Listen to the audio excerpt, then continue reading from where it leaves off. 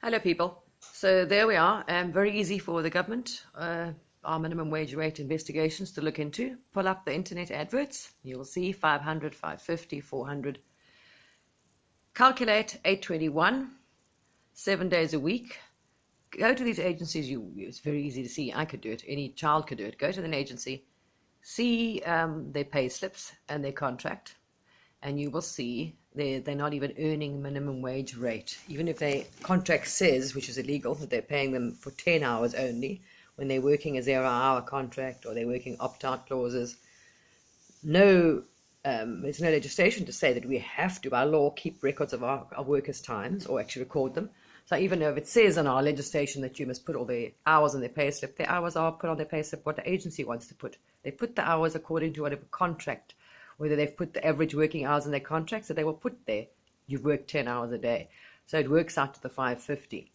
But if you can actually calculate, you look at the person's age very easily, and I can tell you factually, look at their ages. I know I've got the statistics. So you've got all these people that are supposed to be earning 821. You take 821 and you times that by 10 hours. Let's say this agency are paying 10 hours a day according to their contract, or whatever they say, unmanned or whatever it is, or no, nothing on their contract. It's just an opt-out or 0 hours, but they're paying. You'll see all the carers are earning 550 every single week. Doesn't matter about the age, doesn't matter about the hours. You just take that 550. Anyone can do it. Take 821, times that by 7 days a week, or 10 hours. 821 times 10 times by 7, it gives you 630. So already all those agencies advertising out there, anything below 630, are not even paying the minimum wage rate for the hours they're even paying them. So there's a problem we've got to do. We've got to enforce that the carers, they must be paid an hourly rate. The hourly rate, the minimum wage rate must be on their contract. And they must provide, if they're working under, whether it's self-employed or 0-hour contracts through an agency or opt-out clauses, that they must provide timesheets. It must be submitted and signed by the care workers, which you can do for free apps. It's very easy. Not happening. And please have a look at the actual rates that they're calculating on their payslips. You will see that it's not even the minimum wage rate they're using that, because if they put in the 821, it would not work out to 500 or 550. It's not possible. School child could work it out, basic math. So yes, we've got that problem. We've got the problem with, as I say, the legislation that was up there. It was obviously for care homes. So this 11 hours uninterrupted rest and sleep and 2-hour break for care workers was worked around care homes and domiciliary carers. It does not work with a live-in carer. A live-in carer, yes, obviously for safety reasons we had that in. That will work fine when you've got shifts of people in care homes. But when you've got a live-in carer, they have to, I think we should have a new legislation in which stipulates 9 hours rest, between, or 8 hours at least sleep, uninterrupted sleep should be there, and a 2-hour break. Because when the carers are getting less than 8 hours sleep a night, which is plenty, a lot of them don't get their breaks, they're endangering our clients. And because we can't, the Care Quality Commission cannot go and check on all the care workers. There are thousands of them all over the country in someone's personal home. So, and when they report that they're not getting enough sleep, that some carers are working ridiculous hours, they get to a client and it is a problem. And they're working 15-hour day, they're not getting a break because they just can't, the person's got advanced dementia, they can't turn around, and they have to watch them 24/7, either running away, hurting themselves, or needing help. They cannot take a break. So these people are working 15-hour day with no break. Some of them are waking up a lot of times at night, and the agency will ignore the complaint or problem. The carer leaves, she doesn't get another job with the agency then, or another client, and if they report it, you'll definitely not get employed again, no matter what contract you're working on. So they just find they can't get a job in the care sector. Because as we know, when you go for another job, even with another agency, you're hoping to get maybe a decent client. If you're lucky and you work now, you'll get a 12-hour job because you've got a better client. That agency phones, because it's on your record, who did you work for before? They phone, because you're not required another law, we've got a loophole. We don't require people, our employees, to give people a reference. It's not a legal requirement. They don't have to give a reference. So what they do is when someone applies for a job with another care agency, if they've complained they haven't been paid for their hours or they worked too many hours or whatever. There was no lifting equipment, anything illegal. The agency was exploiting them, or it was illegal activities, and they leave. They go to a new agency, and, well, where did you work? Your clients. And they find out, well, they worked through that agency. So, of course, that agency now phones them up and gets a reference, and they're told, no, don't take the person because they're trouble, or they didn't this, or anyone that has complained about their working conditions or their pay rates straight away being ignored, denied, or find themselves without work. So this is how we're exploiting. The fact that we are exploiting our clients like that, they're charging them, the carers aren't even earning a minimum wage rate. They're not being paid for all the hours they work. That is absolutely factual. Any investigation, I'm happy to go onto every single, look up every care agency on the internet, go to them, pull up their contracts, pull up their pay slips, and you can check, because they've all got to keep records of the people there. You'll know what their ages are. It's simple, basic preschool mathematics to work out. It will be very easy to see, no, they're not being worked, their pay slips are not worked out in a minimum wage rate, they're not being paid for the hours they work. It's a huge problem, and there's no way for the carers to report this complaint to abuse, because if they phone Care Quality Commission and report the fact that they were put in a placement where there was no proper lifting equipment, or they were required to do drag lifting because you're working alone in someone's house, straight away you'd have to, how would the agency inspect it now? You'd have to report to Care Quality Commission, which means you'd give away where you're working, the client's house, which means the agency would know you've reported them and you would not get work again. And if you try to find another job, they will give you a bad name or allow you to the other agency to spite them so they don't get employed. This is exactly what's going on in the care sector. It sounds horrific, but it's a fact. The actual exploitation is on a mass scale. Then we have a problem in the care sector. This is a side the agencies are not going to tell the government when they're sitting with the government why they've got problems and they can't find care workers. It's because this is the problem. More and more carers are going real self-employed. They're not going through agencies. There are a few induction agencies now which are paying them slightly higher, still on a set rate, where they'll pay $700 a week.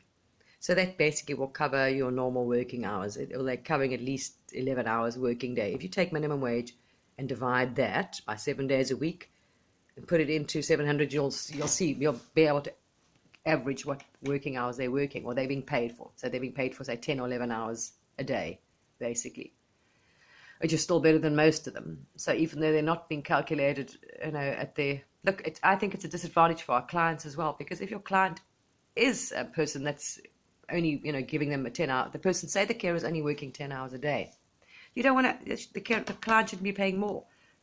So the client should be only paying for the hours you work, whether it's less or more.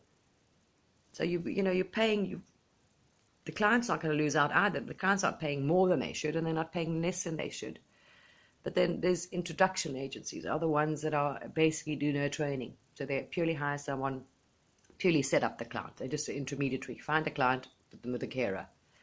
The carer does supposedly the contract with the client, but the rate's set by the agency. So the agency is told that they found the carer and say the carer is you're going to be paying or charging you $700. The carer goes there, makes the contract with the client, and has to invoice the client for what the agency's told them, what they agreed on, which is $700. That has its downfalls as well, because some of the carers, as I say, end up in jobs where it's far more intense care, and they can't change the rate, because now the client's told you're only going to be charging him X amount. He doesn't expect to pay more. Doesn't matter what hours you're working, or if you can't get any sleep, or if you've been waking up 5 times a night. So there's a huge problem here. We need to find new legislation to cover the live-in care sector. Make sure that it's mandated by law that they have to get 8 hours uninterrupted sleep and rest a night for the safety of our clients and the carers. And if that client is in much more intense care, then they have to provide a second carer, a night carer, or a second carer, or the client has to go into home, because someone's going to end up getting hurt here. It's very dangerous the way we're doing this. I know there's a need for the client. They need that care. So yes, that's why we have this 24 hours. You have to live in their house and you're on call. But the person physically, mentally, it's dangerous. They're going to start making mistakes. They're going to get impatient. You'll find abuse. It increases the chance of abuse by the carer, or the carer, first of all, having mental problems, as we know by the survey, mentally, emotional problems, mental problems, exhaustion, You're going to get sick carers that can't work, get flu and get run down and sick, or they're going to make mistakes with the medication, or ignore the client, get irritated with the client because they're overtired and they can't manage, and ignore the client's complaints, or start having ailments and they won't pick up that they're getting sick. Yes, there's a lot of problems we need to look into here. This, we have to enforce somehow that they have to mandate or actually signed, receive all the timesheets by the carers, minimum wage rates. So we have to ban the set payment.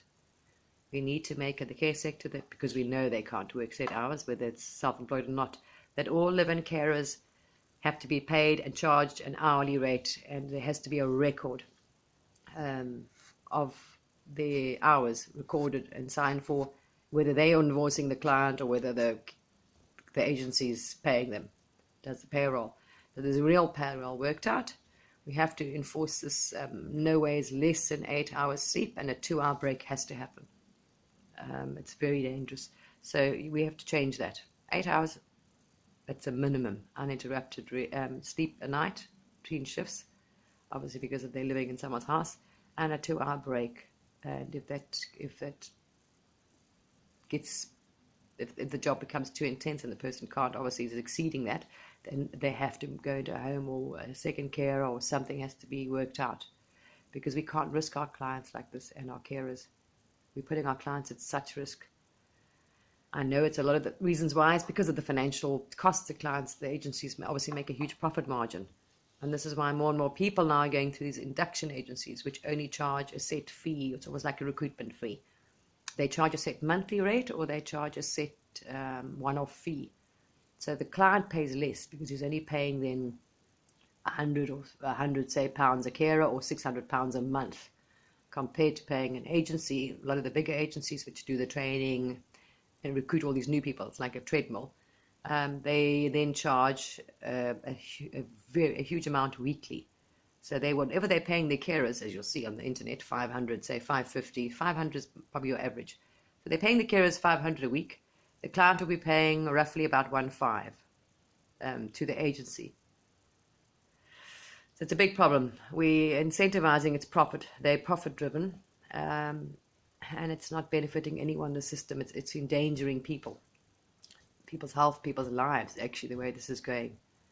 We need to seriously look into this and bring out laws, as I say, with this, as far as the care sector goes. And people's pay slips should have their deductions on there. Their pensions don't reflect. Their leave is not put on their pay slips at all. Not at all. So you're not even sure how your leave is accumulating, if you've taken it or not. Then they're told when they do say, oh no, but we paid your leave out in your pay. You can't make head or tail of those pay slips. Absolutely not. They're completely manufactured. They're using domiciliary carer hours, or they're thumbsucking it. They thumbsuck it and order it for those pay slips to work out whatever they offered you. So whether they're saying it's 500 or 600, that's exactly how they thumbsuck it all, so it fits into that figure. Anyway, it's frightening.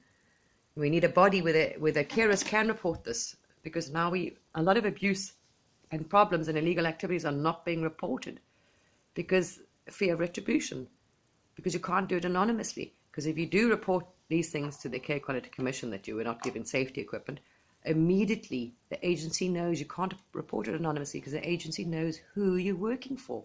Because if the report comes in, well, how do they prove that? They have to go to that person's house and check, which means that carer is stationed at that person's house. You're not in an office.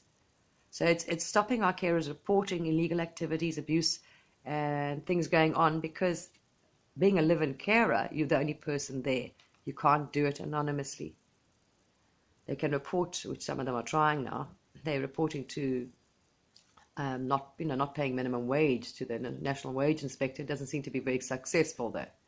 Don't know why. There's no motivation, and we're understaffed to investigate these things. But this wouldn't be happening. We're talking about this is happening throughout the entire care sector, live-in care sector. So if there was an investigation, they would have copped onto this long time ago. Not all the agencies wouldn't be doing this. You cannot find, you might find 1% of agencies out there advertising a job at a hourly rate, but then go and look at their pay slips. you'll find every single payslip will be set hours. So even if they're advertising out there, they're paying for live-in carers, say, for £10 an hour, you will find every payslip will work out to a set rate.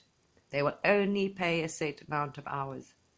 And this is not happening because there are a huge amount of people needing care there. In all circumstances, from end of life to cancer to dementia to Alzheimer's to people with spinal injuries, brain injuries, so and just people with mild dementia or lonely or need physical help around the house because they're not able to do the average things themselves every day. So yes, it's a major problem in this industry. Anyway, I would hope our government takes its own laws seriously and does something about this. So I'm hoping this is just ignorance. But now I've made it public. There's no excuse for ignorance. And as I say, I'll be sending these payslips and things just to give them an example so I can prove what I'm saying is factual. And it's not, I can't report every agency because it's every agency out there doing it. I'm going to submit them to the Inspectorate for National Minimum Wage and for the Agency Inspectorate. Anyway, thank you for your time, people.